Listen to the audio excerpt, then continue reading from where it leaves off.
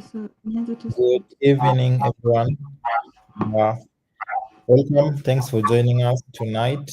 My name is Mark Allo, your host for this session, and I'm super excited to have here what promises to be an insightful and practical talk. So tonight we are diving into dynamic app experiences using Firebase Remote Config, a powerful tool that lets you update your app's behavior and appearance without publishing a new version of it. So guiding us through this will be none other than Winnie Mandela. So Winnie is a seasoned developer with hands-on experience in leveraging Firebase to build smart and more adaptive applications. So this session will be live. Feel free to drop your questions in the chat. We'll have time for Q&A at the end. So let's dive in and learn how to take your app personalization to the next level. So, Winnie, over to you. You can do a brief introduction and then you can kick us off. okay. Thank you, Mark. Hey everyone. Didn't even say good night or good evening. So welcome to today's session. My name is Mandela Winnie and I am the community manager for Angular Kenya. And I am also a software engineer who also has some experience in product design. So for today's session, I will be technically taking you guys through how to use Firebase for remote config. And I think that most of us don't know what Firebase is. So I hope that you will enjoy the session. And yeah, I'm looking forward to knowing you and you to know my bags. So now, yes, hi, I will share my screen. Okay, right. So okay, no that one. I think I need to share. So I already have a repository over here. So I think I'll just share the repo with you guys after we've done with the presentation. So I'll be using two browsers, mainly Edge and Mozilla. So don't worry about them. I'll explain why I am using them. So now, for today's session, I'm supposed to talk about dynamic app experiences with remote config. As the name suggests, remote config, it's technically a bunch of configurations that you need to do. And who doesn't like doing configurations? It is the easiest thing since you don't have to like sit down and understand the whole logic. So what happens is Firebase allows you to more of like update some of the things that you would have done manually, but you will be using now the remote config. So before we proceed, if you are new to this session, please ensure that you do understand what Firebase is. And in this case, it is a development platform that is mainly used to leverage tools which are built for either mobile or web apps. So I would advise you go and learn a bit of other Firebase techniques. So an example would be how to use Firebase authentication, Firestore, Cloud Function, and then you can come and use the remote config. Otherwise, if you are not so good with how to do a simple Firebase build, then that will be a bit of a problem for you in this session. But you can learn theory and then you'll implement them later. So I hope you're on board. Then the other a minute. Okay, then the other feature, okay, oh, sorry, then now I think we can just go straight into understanding what remote config is. So think of this as somebody who has their villa in Turukana, but you are working in Nairobi. So instead of you going to Turukana to build that whole application, you can easily monitor what is happening in your building from Nairobi. So what happens is for remote config, it has some various aspects of how it handles much of the updates. And if I say updates, I'm not saying like an upgrade to the DB or an upgrade to the server or the instance that you're using. This one is more in regards to the tiny context that the tiny bits of the product that you need to like check.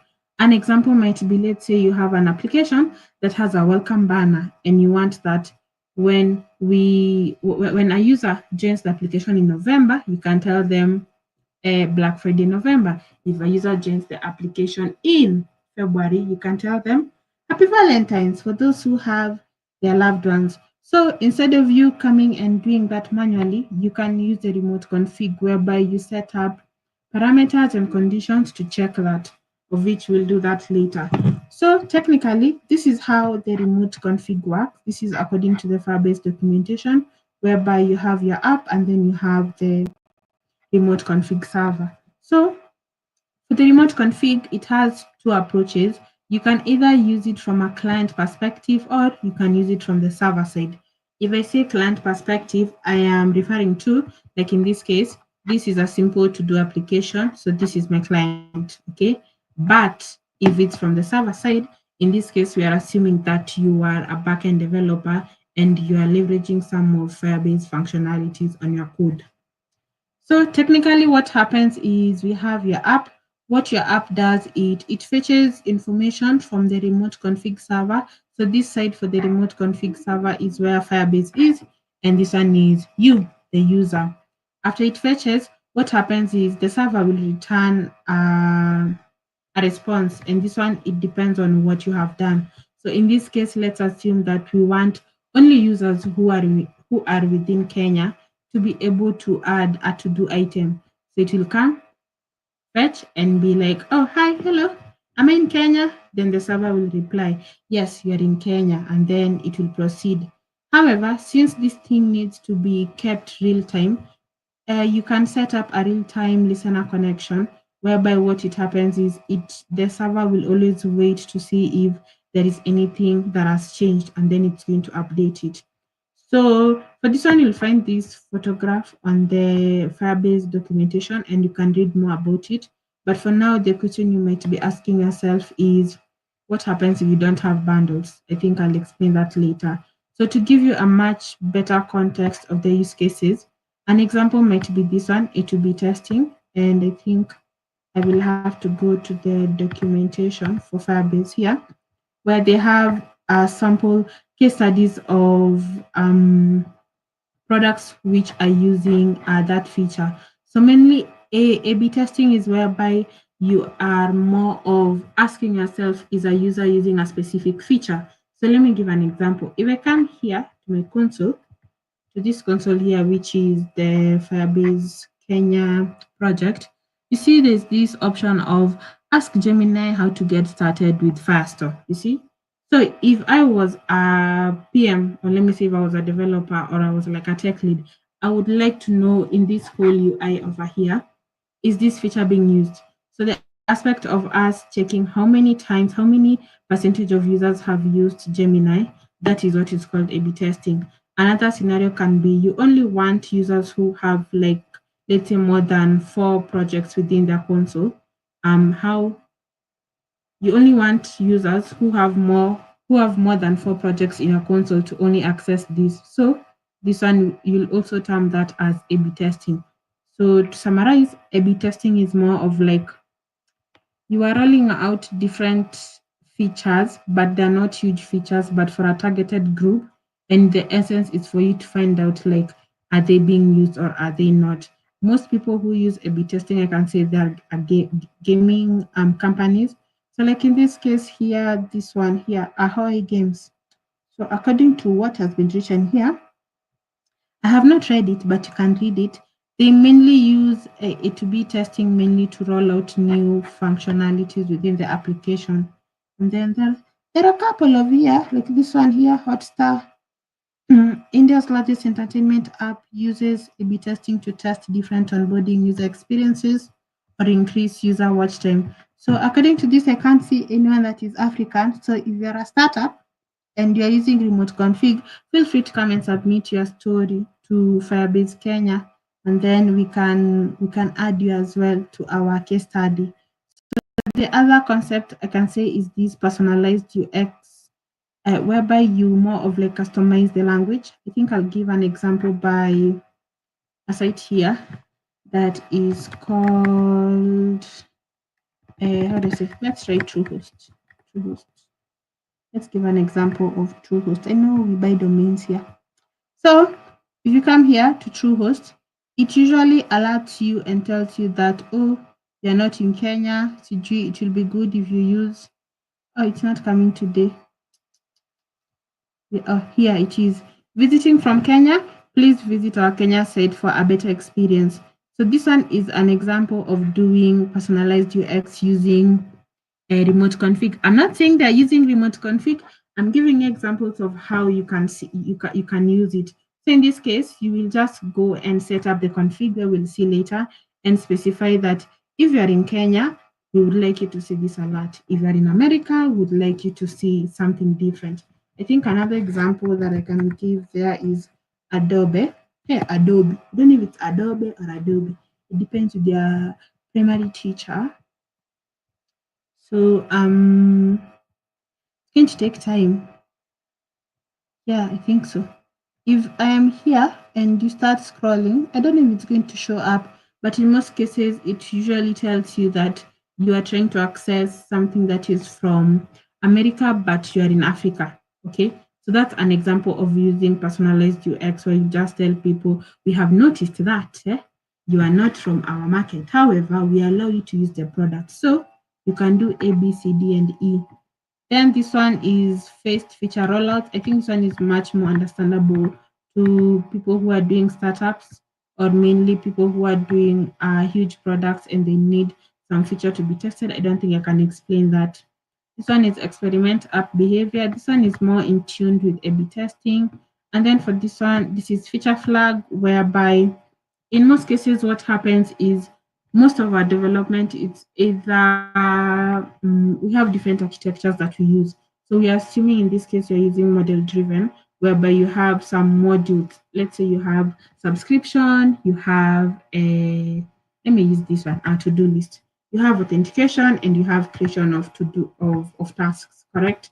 So what you will decide would be I don't think users should sign in while creating a to-do item. So what will happen is you can flag this feature off and then it won't appear on the software. But you see that will only happen if you have set a parameter. Yeah, so that is the theory about remote config. It doesn't have so much theory, but it has much more practical. So I think we'll proceed into the demo. But remember that in this case, I will be using Angular for the demo. I would advise you to first of all start by learning the TypeScript version, whereby you interact with the Firebase SDK, and then later you can now come and start integrating it in your own frameworks because the frameworks have a bit of like lightened your work. So this is the project that I am using, and yeah, and let's see. So I am using Angular Fire to handle the how do you say this to handle Firebase. So in this case, before you get started, you will need to go to your Firebase account, your Firebase console, and come and like create a project. After creating a project, you configure the project, whereby since we're using Angular Fire does that for us out of the blues. I'm using Angular 18, so if you're using Angular 16, the code might be a bit different, but the logic is the same. So in this case, what happens is Angular Fire allows you to like set up the configurations in Angular Fire helps you to set up Firebase easily. In my case, I have added the Firebase configuration on the environment file, but since you're using Angular 18, I don't think you don't come with an environment folder. So you just come and create a file and then you can specify the variables over there. So in this case, after you've installed Angular Fire, what happens is the first thing you need to do is you need to initialize the Firebase app. So it's initialize the Firebase app. And then this will be done by calling this initialize function, and then you pass your Firebase configurations. Then once you have done that, from there, the next of the providers that you will be providing will be mainly dependent on what you're doing. So if I say dependent, I mean that in this case, we are creating a simple to-do application, as you have seen over here. So which means, what will I be using? Will I be using authentication for signing, or will I be using like a Firestore for storing the tasks? So now what happens is, in my case, I have I have provided Firestore to be used within my application, and I have also provided the remote config because that's what I'm going to use. If I was to use authentication, I'll just come and say here provide auth here, and then I get the auth. But I want to do that because you're not doing authentication. So if you want to know more about that, I think you can go and check out Angular Fire, the documentation. I think they have a very good README documentation. Yeah, these people don't use presentation. I wonder why people use presentations. Yeah, here they have all the information about how to use it, your version of Angular, and everything. Yeah. So now back to our presentation. So after I have done that, what I came and did was now more of in regards to creating my component, whereby I have done some bad practices, and I think I will share this repository for you to go and clean up, especially if you're a beginner in Angular, because you need to know how to design your components, whereby we have pure components and we have uh, let me say non-pure components. In my case, I have combined both of them. So in our UI, we have a very simple, let me use Edge, you know why. In our UI, we just have a simple section that has the header, that is remote config, and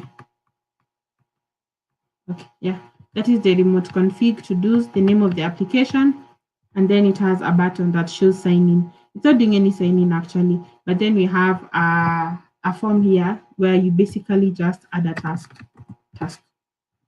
and then okay, yeah, it adds a task.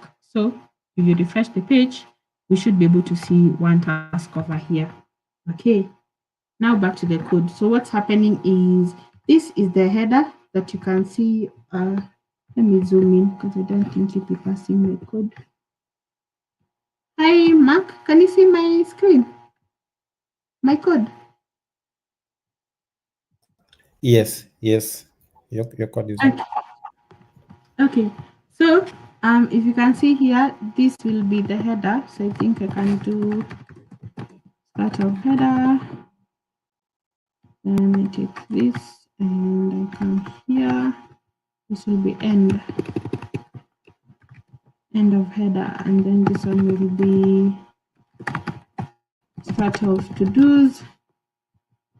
Yeah, and then this one here can be simple v and end of to do's. So we have a section for the header. That's what I've shown you, which is more of like this at the top. And then we have, is that what I'm saying? Yeah, yeah. And then we have the start of, and then we have a section for to-dos, whereby technically what you're seeing is just a list of to-dos and a form. So that is what you're seeing here, okay? So now, how have I structured my code? So in the app directory, I have created a folder called shared, whereby I have added my services over here. And for the services, I have broken them down into two, which is the to-do service and the remote config service. For the to-do service, it's not doing anything much other than just accessing the collection, and then what it does is we're injecting the first store to the service, and then we initialize the to-do collection by fetching the first round of collection from the first store. Remember that we have injected the first store from here, and then we have a function that what it does is it goes and gets the list of to-dos from our collection, and then we have another one that's called add task, which basically adds the to-dos. I think this is a problem. I should call this to do. Now, this is where code review is good. You don't write things out of the blues to do, and this one here should be to do of type I to do. Yeah, this will be to do dot name, and this will be to do that completed. Okay, so that is what our to-do service is doing. And you might ask yourself why we're using async. We're using async because we want to use the promise whereby we need, since Firebase is asynchronous, we'll have to wait for the response. So that's why you see most of my functions here are using async. But if you want to use observable, you can still use them. Good luck though. Yeah, we'll support you in every step of your journey. So that is what my to-do service is doing. So when you come back here to our app component.html and you go to our TS file over here, you find that we have our form here, which is our to-do form that has the form control of task, that has a form called to do form, and it has a form control which is of task, and it's just an empty one, but you have an option of coming and adding validators, etc. Then you have the to do service, the remote service, and then just a minute, I want to clean here. And then we have these signals over here, which I'll be explaining what they're doing. And then we have the actual to-dos that we are using. Yeah. So then we have the function which is engine init. This is a life cycle function where technically what happens, it's a life cycle hook, I think. Yeah, technically what happens is when the application is launched, or let me say the component is launched, this function will run, whereby we'll go fetch the to-dos and then we will come and fetch the configs. And there's nothing much that's happening here in the fetch to-dos. We are just basically assigning the to-dos the value that we'll get from the to-do service, and we call the get to-dos. So here you come and fetch the to-dos. So get to-dos. And then here we'll just come and initiate the to-dos. Not initiate the configs. Initiate the configs. And then we have this one here, which is async add task. So I think I'll place these ones over here since they are related. Add task. I want to go through what is happening on this one since that's not the focus of today. Yeah.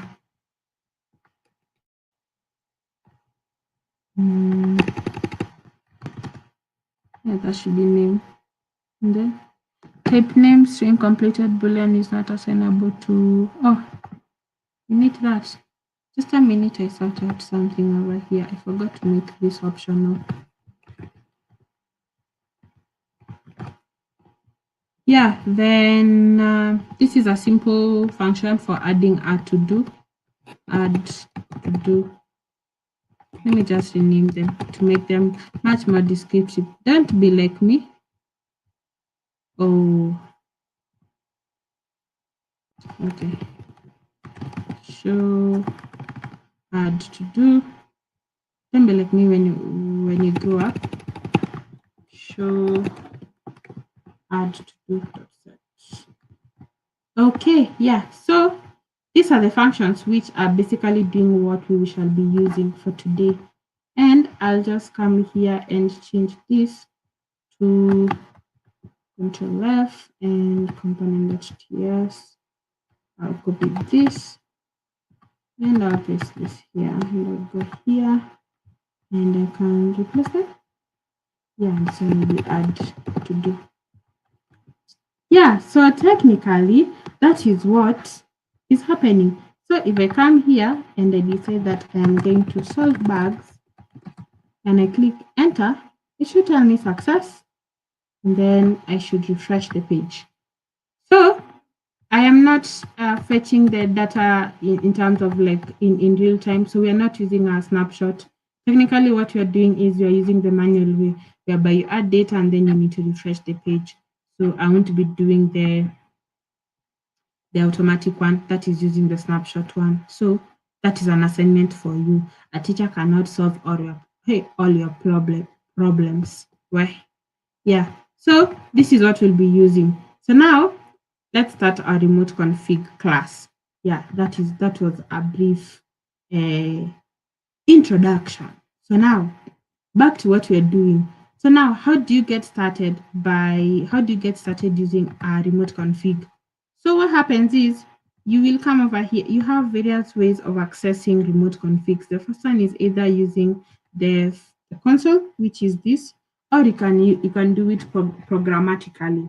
So I'll be using the console, and then you will do the programmatic one. Yeah.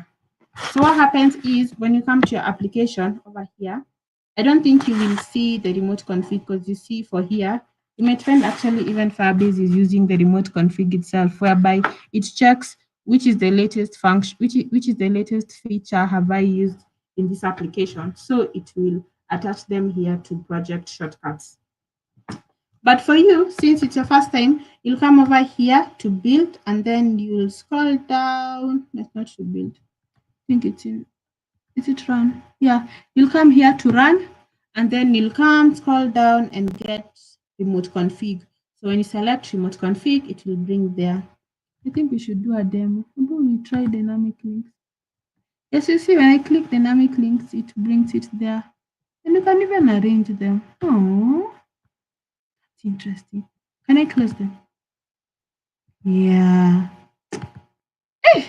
Oh, sorry. Back to class.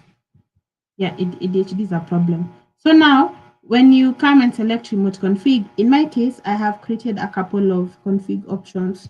So I think I will delete them and then we can start afresh so that you guys can. Oh, yeah.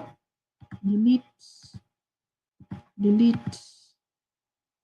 Yeah, delete. I don't know if I can delete that as well. When I publish changes. So when I publish changes. Okay, so if it's your first time, your page will look like this, whereby you have some very good header that's telling you, oh, create configuration and the other information over there. So you'll come and select create configuration and then let's begin by the first one. So in this case, we want that if you are here on this page, correct, you should be able to just a minute, I refresh this page. Yeah, if you are here on this page, you should be able to. That is very interesting. Just found a bug. Yeah, it's okay. Okay, yeah, it's not a bug. It's okay. So we want that. Where are we? Where are we? Where are we? Where are we? Where are we? Yeah. So we want that if you have come if you came into application, the first thing is you see our to-do application allows you to add tasks, correct? So now we want to be able to toggle if should we allow users to sign in or shouldn't we allow users to sign in. So what happens, you'll come over here and then you will create something that is called a parameter. A parameter is more of like the switch that dictates what do you want to happen in your application. So I will come here and say enable user underscore signing. So the main reason why I am using an underscore is because you need to be very disciplined in how you name your parameters so that you don't just name them the way you like, but it is a good practice for you to use them under one word. However, if you feel like you're a guru and you can use it the way you want, feel free to just come and write the names the way you want. But I think we can test, see if it's going to allow. You see, it's even telling you the parameter key contains an invalid character. So even Google knew we have people who are hard-headed. So now, after you've given the name, you have an option of defining the data type. So think of it this way. When we go back to our flow over here, this photo that we had over here, if a user opens the application will, our to-do website will go and ask the remote config, hi, do you have anything for me? And then the config will be like, yes, you should be able to enable a user to sign in. So it will return the response to your app. So it is for you to decide what type of response do you want. And Firebase allows you to either have it as a string, as a number, as a Boolean, or as a JSON. So in my case, I will have it as a Boolean, whereby you have an option here of saying providing more description if you want to explain what is happening, but you also have a default value. The default value technically says that if I try to fetch this, if I try to fetch the configs from your server and it does not bring back some results, what should I use? So in my case, I will say false in this case. So no user should be enabled to sign in at any case. If it's fetched, if it's not fetched, I don't care. I just don't want my users to sign in. So once you're done, you come and click save. When you click save, what Firebase does is it doesn't like make the changes automatically. You have some time to come and rethink, whereby this is good mainly for the team, since you can have one developer coming and crafting the configs, and then you as a team lead or anyone else will come and decide if should they publish all of them or should we discard them. So if you come here and select publish changes, that means your changes are live. You see? So you see, you won't see that alert over here, but down here you'll be able to see enable user underscore sign in. Yeah, that one. So now, and you can see it's telling us so this is the table. There's the name, the condition, and the value, and the fetch, and then when was it last published. So you see the fetch tells you how many times have people tried to access this config. So now what happens when you come back to your code over here, the first thing that you will have to do is, as I said, is you will have to come and provide the dependency that you are using in your app.config.ts. And in my case, I already have a remote config. Once you have done that, I decided to create a service. So now then what happens is there is a flow in which you need to do it. So the flow is technically, I will be in this function over here. The flow is technically you need to initialize the config,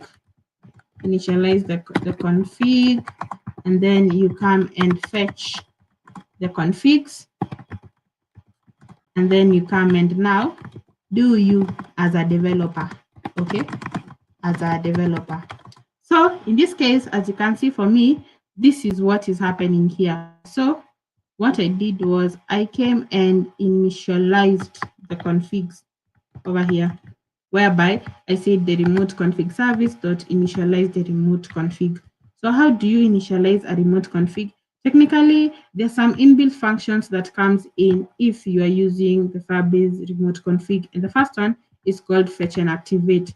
Fetch and activate technically says that I want you to go and fetch and make sure all of them are active. There's nothing much. But there's another one that's called fetch, where you're just fetching and waiting for them to be there, so you won't do anything else. So if you're using fetch alone, you will need to use another function that is, I've forgotten the function. I don't really use it a lot, but it's down here.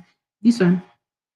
You will have to combine fetch and also use add-on config update listener, whereby this one will always like be listening on any changes that has been made to your configurations from the console. So then after you have initialized, the only thing that you are doing from there is in the constructor, what you will do is, this one should not be here. Okay.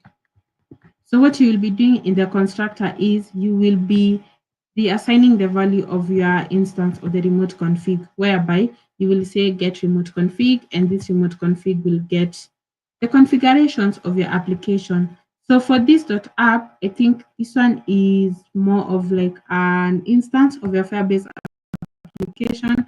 And since Angular Fire knows all your credentials that you have configured on your app.config.ts, it will just update them.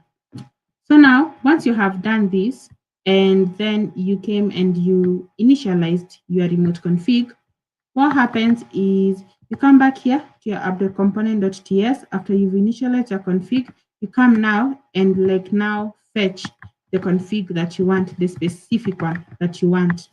And now in my case, it is called here, enable underscore user underscore sign in. So if I come here and replace that text over here, this way, yeah. If I come and replace that text over here, what happens is, let me see if I can console.log, profile button. Yeah. Let's see. Wish me luck. Inspect console. Okay, so if you come and see over here, this is what you're getting. And that is bad console practices. You need to add a message and say profile. Let me say, okay. Let's just call it profile button. So we come over here and we refresh the page. You will be able to see that we have gotten the source, we have gotten the object here, which is the source is remote and the value is false. So we have different types of sources. We have static, remote, and there's a third one. I can't remember. So what happens is for remote, if you see your source is remote, it means that the server has responded. So you have successfully fetched this config over here. Yeah, because you see, even if you come over to your page, you can see that there's a fetch which is showing it has been used 100%. You see, like it has been fetched successfully. But if assume that I tried to fetch and I don't have the internet, it's going to show me static, whereby static means that it has not fetched. It is just relying on cache that has been made by Firebase, and now you'll just use the value of the cache. When I go back to the internet and Firebase sees that I have internet, it will revalidate those caches. So now, in our case here, if you see that we fetched this one here, which is correct, and then we came and decided to use it as a developer. So in our case, as a developer, we'll be here, whereby we have a signal that is saying show button, and technically the show button is a Boolean signal that has been initiated with false. So if I come here, you see it's going to say this.show button.set profile button as Boolean. Let me explain what is happening here. If you do remember, we said that if you're adding a value here on our console over here, you have an option of specifying, is it Boolean, is it string, is it number, is it JSON? So when you're using the Firebase SDK in your code base, Firebase allows you to more of like typecast the response that you're getting. So here, if I do profile button and you put a dot, you can do as Boolean, as number, as string, or you can even say get source. Okay. So in my case, I came and did as Boolean over here. So that's what happened. So if I come back to my component.html over here and you see my show button, I have used an conditional expression, which is an if statement that says, if we have the show button, I would like you to show this. But if we, okay, so in this case, at if only goes through if it's true. So if it's false, we should not see the button. So if we come to a UI here, I cannot see the button. You see, that is on Mozilla and also on Edge here, I cannot see the button. But if I come and change and say that at if that, let's hope it's going to show. You see, you can see the button. Okay, so that's one example of how you can create a parameter. But now let's go much further. You see, every time I am refreshing this page, I have to go and fetch the configs, correct? Which might be a bit cumbersome to your user. So what do? What you do is there's something called more configurations in terms of the remote config, whereby after you have initiated this instance, you have some capabilities, like some functionalities that you can update. So in this case, we have this one, which is this.remote config.default config, whereby you can define like a static, let me say like a static, a default template to be used. If you if the user opens your application and there is no internet, what was I saying? The config Firebase will use these values for the first time, and then once the remote config server replies, it's going to update them with the latest information. And to provide more context on this, there's a place I think I am supposed to put a template, but I don't know where it is. Okay, so to provide more context on that, if you come over here to your, here's my new my Firebase. If you come over here to your Firebase, no, we're not editing you. You have an option over here of downloading default values. So if you download the default values, you can download them as an Android or as JSON. So we'll download this and even have them. Who like me? So if you open this one here, It won't be anything different. It's just that it's a simple JSON file, and for some reason I can't even see it over here. I don't know where it went to, but anyway, let me try opening it. Just a minute. Downloads. Oh yeah, here it is. So technically, it's just this way. You see, it's the name of the parameter and the value. So you can decide to like curate this whole template file, and then you can either append it here or you redirect it to where it is. And if you come here to my presentation over here, you see that we have another example of a default remote config template that has the conditions. I'll explain that. That has the parameters, that has everything to do with the versions and when it was created and everything. So Google actually helps you to generate this. Great, let's go back to our presentation. So now that one is if in case you don't have internet, but now the question might be after how long do you like refetch the configs? So here I have done a bad practice since we are doing live, whereby I have said that the minimum fetch interval in millimeters is 0. But in most cases, according to the Google documentation, it is going to be within 12 hours, whereby if you make changes in the morning, they will be reflected later, simply because they don't want you to interfere with. Okay, it's a good user experience practice, so that I don't be seeing A now and then 2 minutes later I am seeing B. Yeah, so this is a bad practice, but it's typically 12 hours.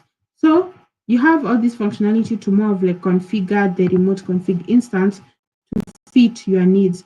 After you have done that, then everything remains the same. The only thing now that changes is how are you curating your parameters. So if we go back to application over here, which is our UI here, let's assume that, is that here? Yeah. So let's assume that we only want our users to be able to add to-dos on, just a minute, update this so that you can see. Let me do this here and this here so that we can see what's happening. Okay, so now let's assume that we only want users to be able to like add tasks only if you're using Edge and not Mozilla. Because you see now, in this case, in my Edge page, in my Edge browser, you can add a task, which I'll add here. This is an Edge task.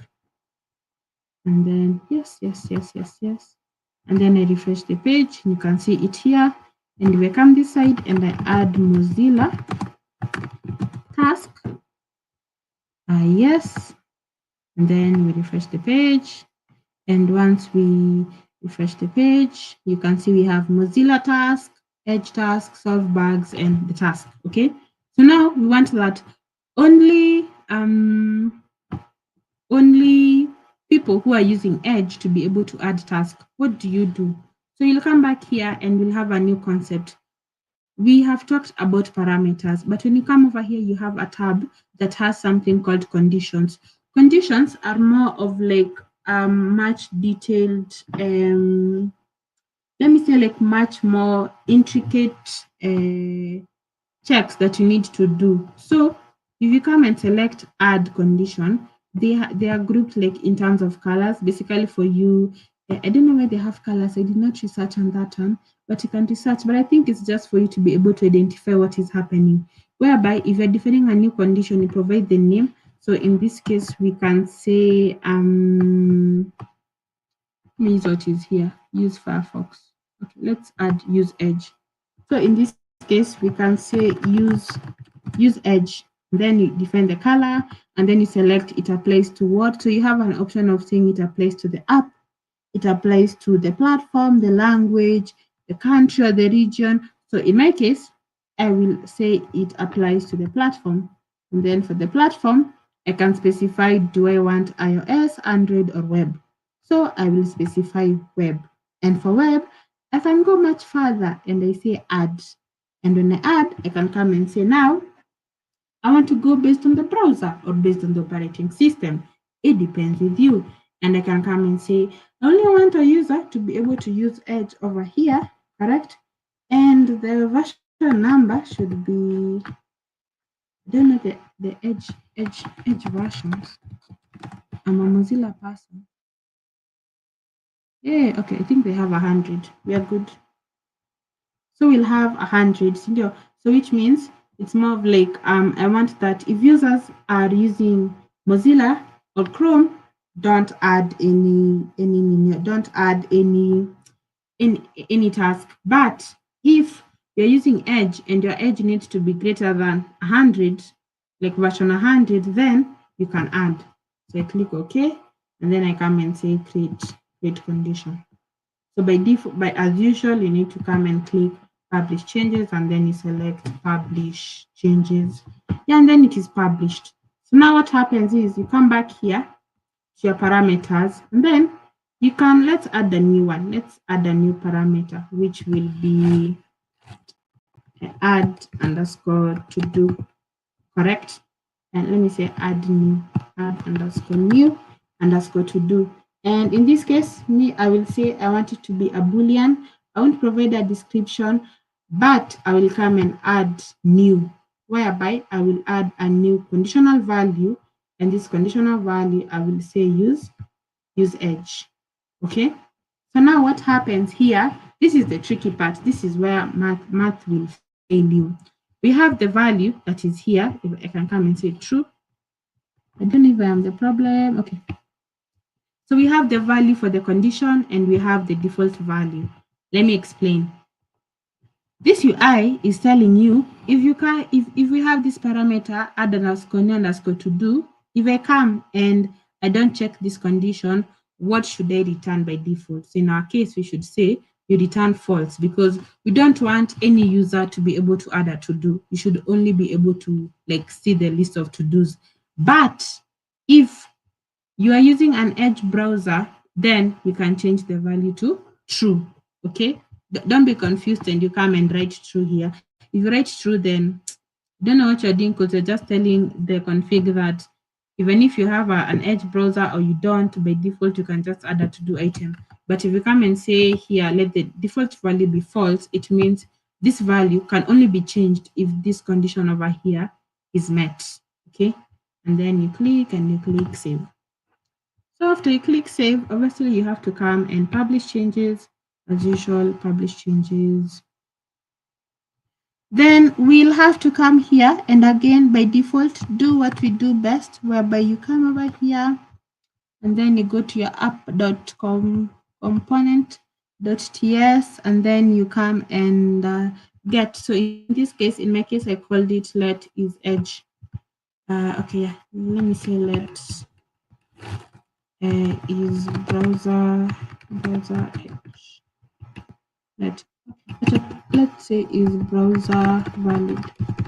Okay, so in this case, you will come and then you will get the config value, whereby we'll just rename this here to be what we wrote. This is add underscore new underscore to do.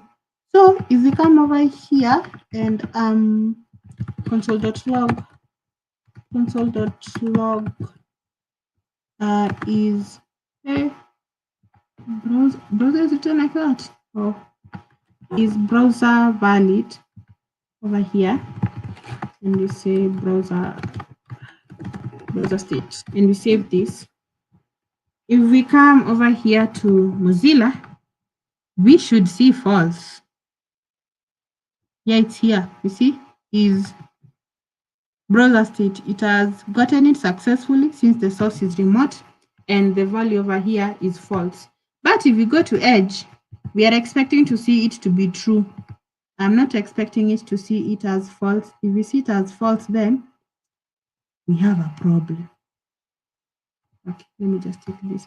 I'm not sure if you can see over here, but if I come over here, then you see it has picked it and it has said yes, the value is true.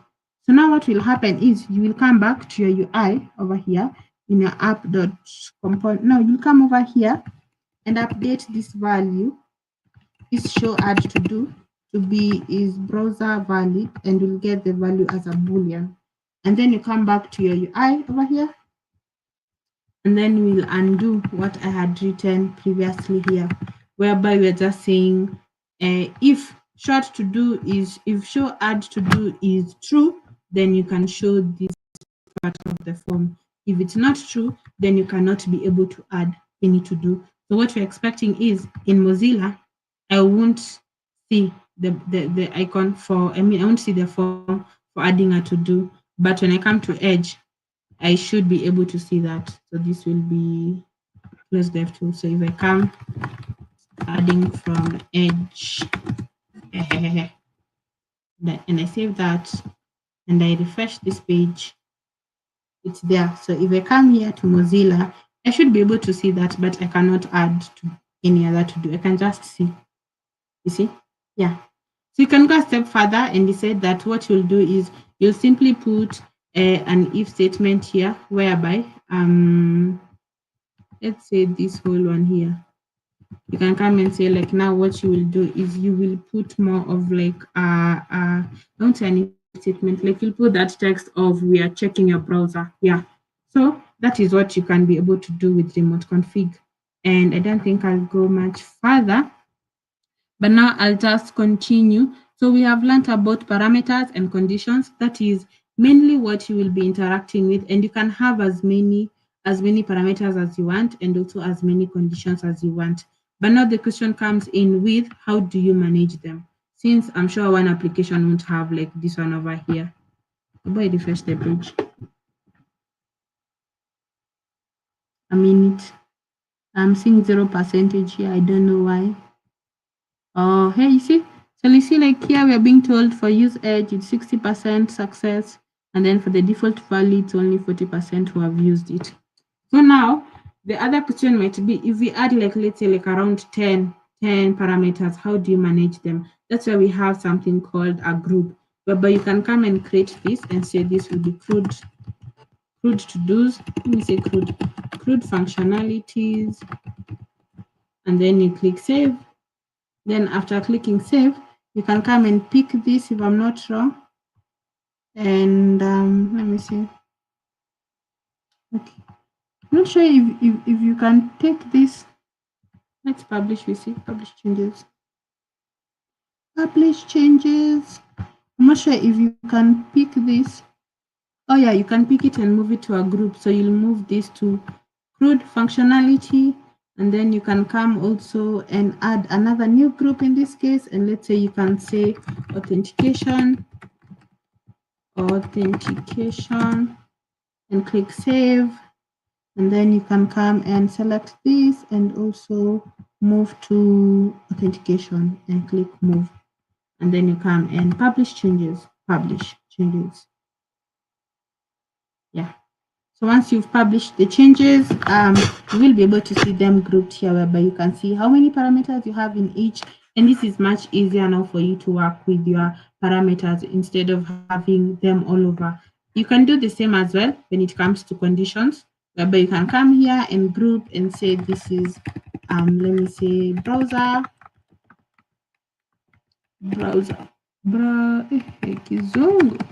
check. You come and say this is a browser check and you click save, and then you move to publish. Okay, life as a publisher here. Yeah, and then now let me see. Okay, I don't know how you're going to add this to a group though. Okay, I can't see where the group is, but you can do the same. Yeah. Yes. So that is what you will be mainly that is what you will be doing mainly in remote config. So I think the question might be how, where, and how do you use remote config? So for the remote config, think of those practices whereby you mainly need to check a lot of things, like the simple things. You won't use remote config everywhere, but you might leverage it. An example might be, from what I have shown you, we have mainly been using remote config from there's some notes which is not here. Demo, parameter, conditions. Oh, yeah. I'll just use this on mine because I think I haven't pushed it or I haven't refreshed the page if I'm not wrong.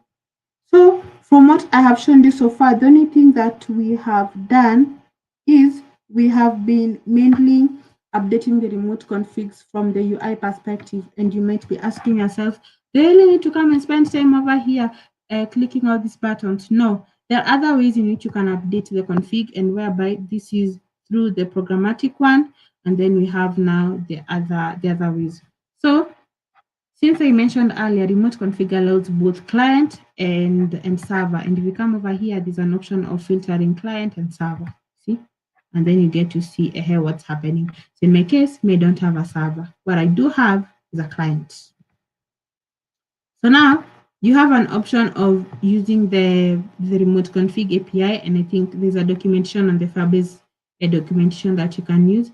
Or alternatively, you can decide to use batch import config values. So for this one, this is what I was meaning by templates, whereby if I come over here and decide to download the current config file here, it's download, yes, save, and I decide I'm going to open this, you see I'll be able to see all the values which are here. And alternatively, you can curate one and then you use it. Here it is, here it is. You see, we have the conditions, the name, the versions, the parameter groups, the browser check, and everything, and even the authentication. But this is a group, as we had stated. So you can decide to create a similar file like this one, and then what you do is you just use the API to do what? To push those changes to Firebase. Or alternatively, you can leverage cloud functions for Firebase, of which I think our previous session had handled this. I think with that being said, I don't think I have anything else to add on, since I can see our time is up.